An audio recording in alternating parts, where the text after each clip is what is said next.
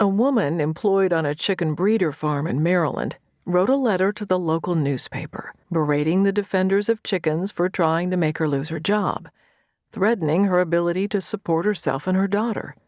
For her, breeder hens were mean birds who peck your arm when you're trying to collect their eggs. In her defense of her life and her daughter's life, she failed to see the comparison between her motherly protection of her child and the exploited hen's effort to protect her own children. For the hen, a losing battle.